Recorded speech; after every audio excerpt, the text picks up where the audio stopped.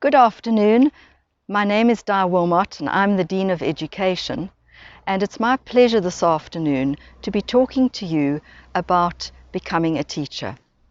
We are in the grounds of the Education Department, which is located on the St. Peter's campus, and I've purposely decided to start my story this afternoon outside and on the campus, because I'd like to see where you're going to be for the next 4 years. I'm standing on a bridge that you're going to cross every day, and it takes you onto our campus, and we're going to see the building in a few minutes. It's a very beautiful part of the campus, and we're very proud of it. Beautiful gardens, beautiful trees, very old trees, but the bridge is symbolic, and every time you cross it in the next 4 years, I want you to think about it being the bridge on a journey between being a scholar in school and becoming a teacher. We're going to move now, and I'm going to take you through to where we're going to be inside.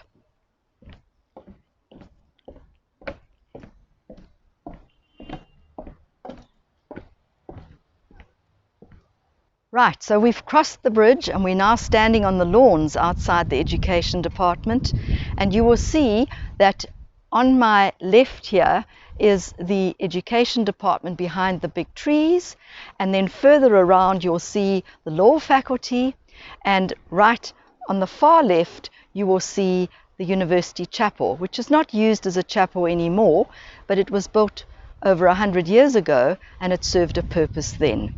It's a very beautiful part of the campus, and it's deserted at the moment because, of course, with COVID regulations, we don't have face-to-face teaching and we don't have students here. But we're hoping that you'll soon be back on campus and enjoying the beauty of our spot. Good afternoon again, and we are now inside the building in the Education Department, and you can see from my slides that my name is Di Wilmot, as I said outside, but you might not have heard it correctly. I also want to say that you'll see I'm carrying my mask. I'm feeling very exposed not having my mask on, but it's easier to speak without it. So what we're going to do this afternoon is, the outline is I'm going to be doing 3 things with you. And the first is to look at why teaching as a career. And then we'll talk about how you can become qualified as a professional teacher in our faculty. And then lastly, I'm going to spend a little bit of time talking about the Faculty of Education and your intellectual home and how you fit into that community of scholars. So let's get going. Why teaching as a career? Well, I think we probably realize that in South Africa there is an issue still with quality of schooling. And the issue for us and the challenge is that we've got an inequitable distribution. It means that we've got some schools, a small minority, that perform very well, but the majority of our schools are still struggling. And so we see that it's often divided on socio-economic lines, and the more affluent 20% have a better quality of schooling. The second thing is that we have an aging population of teachers, particularly in the foundation phase. The recent statistics are that about 37% of our teachers in South Africa are 50 years of age or older. And so in the next 10 years, many teachers are going to be exiting the school system. And that's why we need to recruit new teachers, but particularly ones that are of a cadre that can deal with and manage and lead us into the 4th Industrial Revolution. And so you've got a very important role to play in becoming that new professional body of teachers for the future. If we go on, another reason for becoming a teacher, particularly a foundation phase teacher, is that in South Africa, 78% of grade 4 children cannot read for meaning in any language. And that's the result of an international study. We're lagging far behind many other African countries, with only 22% of our young people in the foundation phase, but particularly in grade 4, being able to read with meaning. So what it means is that children can read, but they don't understand what they are reading. And of course, if we don't get that right, it means they have a very shaky foundation on which to build the rest of their schooling and education. And so that's why there's been a real strong drive to get quality students to come in and do foundation phase teaching. Not only women, but men as well. Because if you look at the profile of teachers, all too often the majority of teachers in our lower grades are dominated by women. And that's something that we would like to see change.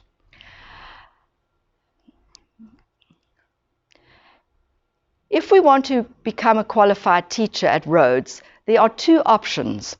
And this afternoon, I'm talking primarily to the teachers, the first years, that have registered for a Bachelor of Education degree.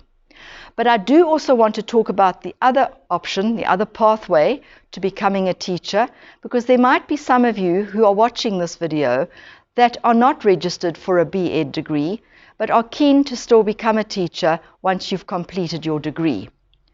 So if we can start with option number one. The one way to become a teacher, and in our faculty it's a foundation phase teacher, is to enroll in the B.Ed degree, which is a 4-year degree, and it focuses on grade R to grade 3, and within that the focus is on children, understanding children, how they develop, how they grow, how they learn, plus it's on literacy and numeracy. And so that's the focus of your curriculum. You'll be doing educational studies, which is really looking at the theory and theories of children and learning. Plus you'll be looking at theories and practice of literacy and numeracy. What do we mean by these things, and how do we teach them, and how do children learn them? If you're not registered for a Bachelor of Education degree, you can still become a teacher by doing a 1-year qualification when you have graduated and you've completed your bachelor's degree. So some of you might have registered for a BA or a B Social Science or a BCom degree or a BSc. When you have finished that degree, you might come to us for 1 year and into this beautiful campus that I've just shown you. And you will spend a year with us qualifying to become a teacher at the senior and FET phase of schooling, which means that you'll be qualified to teach from grade 7 to grade 12, basically a secondary school teacher. Now, the difference between the postgraduate certificate in education at this level is that instead of focusing on children, the focus now is on subject teaching and on subject knowledge. And that is why you need a degree with the right level of subject knowledge in order to teach at a grade 12 level. And we'll talk a little bit more about that in a minute. A little bit more about the foundation phase degree. I think it's important for the first years to know that all degrees and certificates and diplomas, all qualifications in South Africa are registered by on the National Qualifications Framework. And you might have heard reference to the NQF. That's simply a framework against which all qualifications have to be registered. Even your National Senior Certificate is a level 4 qualification on the NQF. The 4-year Bachelor of Education degree requires you to complete 480 NQF credits. And it is a level 7 qualification when you complete it. I think what I want you to understand is that for every credit, it's the equivalent of 10 hours of study. Why am I telling you this? Well, it's really important because your 480 degrees are divided into 4 years of study. So it's 120 credits every year. Every credit is 10 hours, which means that you should be spending 1,200 hours or 40 hours a week for 30 weeks of the year, which is your university year, on your work and on your studies. If you don't work for at least 40 hours a week, there is a great danger that you're going to fail. And I want you to know that, because I think students sometimes think they come to university and they'll work here and there and they'll have a party in between and they'll watch a video on YouTube. You must get into a routine of 40 hours a week from day one. You're going to be helped by people in the department, you'll be helped by your lecturers, you will have tutors, but it's really important that you actually self-regulate yourself as well. Because unlike school and unlike living at home, where you have parents or you have guardians or you have teachers that set you homework and check on it, when you're at university you are far more independent. And so you need to be very responsible with what you do with your time. 40 hours a week and you'll be fine. Okay, let's go on. Foundation phase teaching. There are language requirements for this degree. It's very important because most children are taught in their mother tongue in the first 4 years of schooling. So language is a very big and important part. You have to be proficient in at least one language as the language of teaching and learning. So whatever the school that you're working in or employed in, whatever language they decide to use as the language of teaching and learning, you've got to be proficient in that language. You've also got to be conversationally competent in an African language. And there's a very good reason for that, because the majority of our South African population are African language speakers. And so anybody wanting to work in the foundation phase of schooling really needs to be able to converse with their learners in an African language. You also have to do 2 language courses as part of this degree, and you're going to do those in the Faculty of Humanities. So you will be registering this year for 2 language courses, and in your first year, those are going to be English Language and Linguistics and isiXhosa, either mother tongue or isiXhosa first additional language. However, you also then need to take one of these into your second year. And in your second year, you can either do Afrikaans or English Language and Linguistics or isiXhosa too. So there's a choice there. The reason why you can't do Afrikaans in the first year is because at Rhodes we're not offering it as a first year credit at this stage.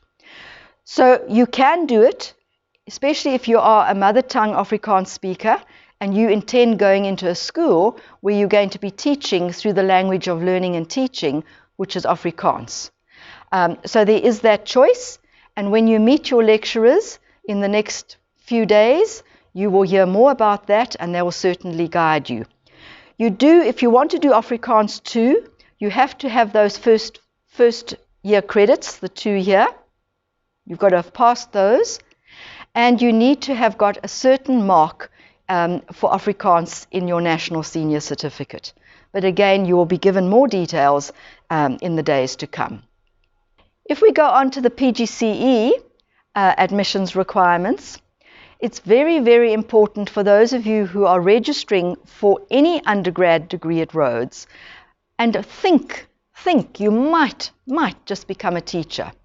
It's important you come and speak to us, because you need to make sure that you have the right mix of subjects in your undergrad degree so that you are eligible to be accepted or admitted to a PGCE senior phase FET teaching qualification.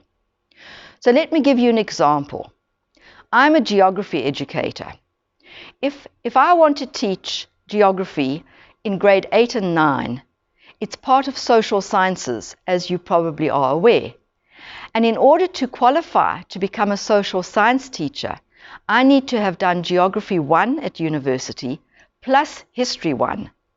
If I don't have the history, I cannot just teach the geography component. If I want to teach geography at FET level, so I want to teach matrics, I need to have a minimum of 2 years at university level in order to be admitted to an FET PGCE. So all I'm saying is, come and chat to us. You can email us. You see I've given you some addresses. You've got my email address there. You've also got Mr. Sean Nkosi. He is the PGCE coordinator. Or just pop over. When we no longer have restrictions and we're back to face, pop in. You've got 3 years in which to do it, but come and find out. Okay, it's also important, if you're going to do a PGCE, to take into account what the demand is in terms of teachers. Remember, I said to you there's a huge demand for foundation phase teachers, and there is a demand for high school teachers, but not in all subjects. And so again, you need to think strategically. You need to make sure you do subjects in your undergrad degree that will give you admission into a PGCE, but also will make you employable when you leave us. And I've listed the subjects, and you'll see the ones in dark that I've bolded are the ones that you can do undergrad subjects at Rhodes. We don't offer things like civil technology and agricultural technology, but there are certain subjects. You see, accounting is a sought after subject, economics is, computer applications technology.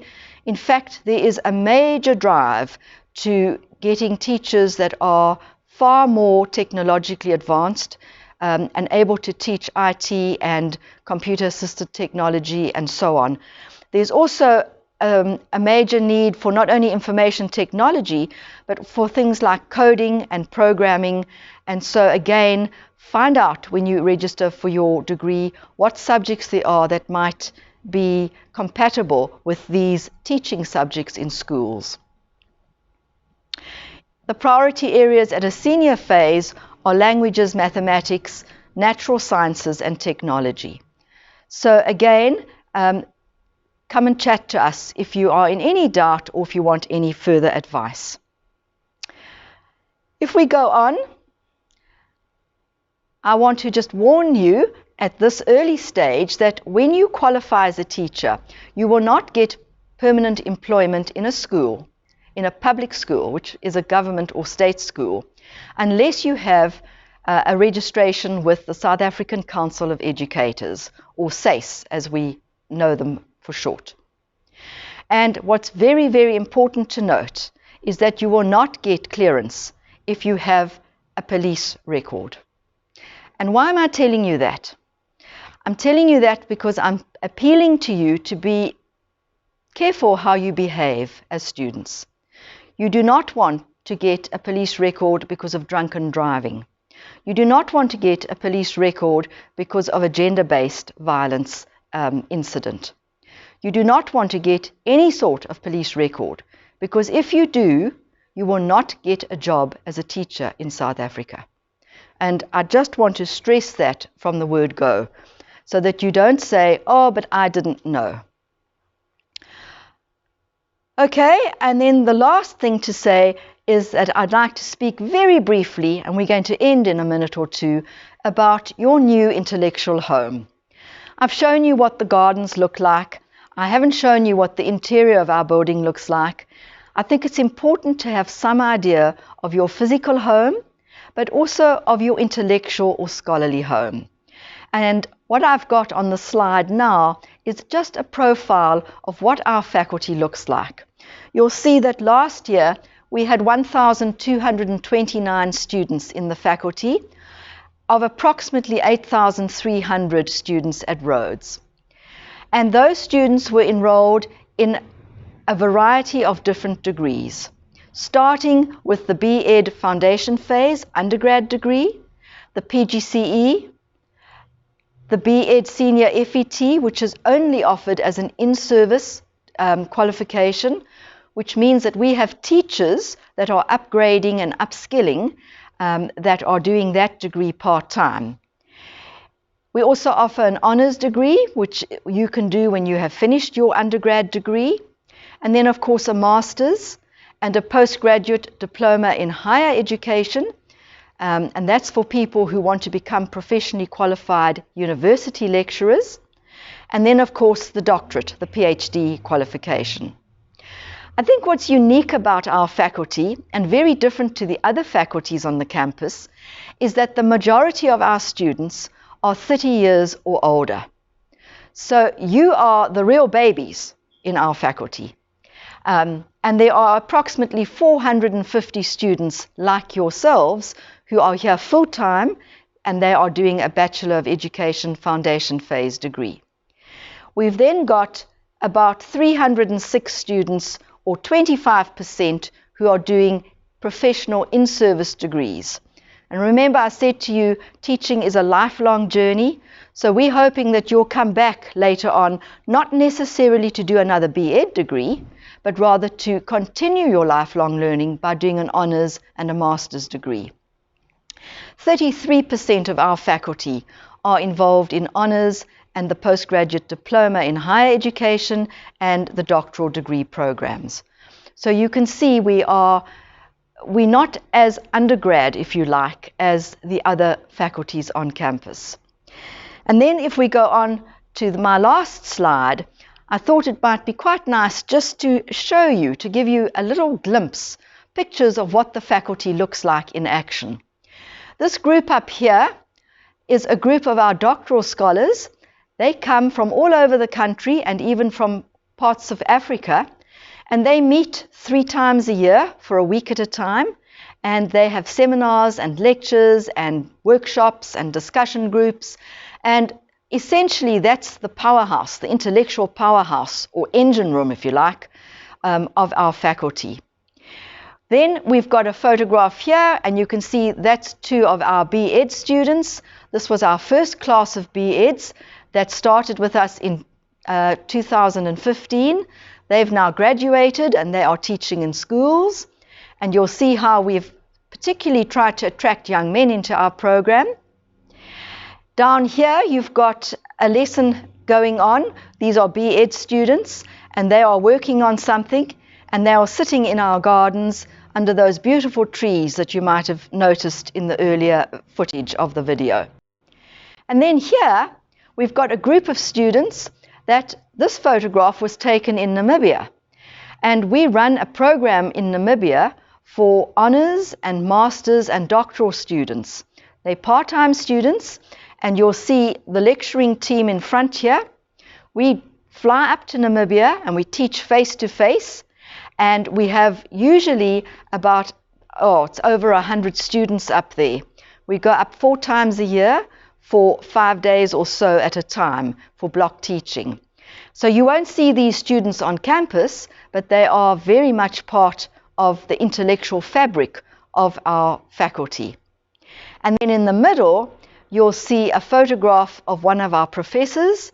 And in fact, that professor is Distinguished Professor Hele Sisitka-Lotz, and she holds a research chair in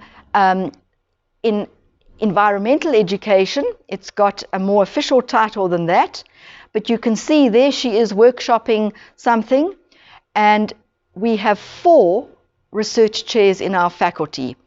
1 in mathematics education, 1 in numeracy, 1 in environmental or social learning and green skills, and we have a second one in environmental education. And these are really, really important engine rooms again, where new knowledge is being generated to help us solve the challenges and the complexities and the problems that we face in education, not only in South Africa, but in the world at large.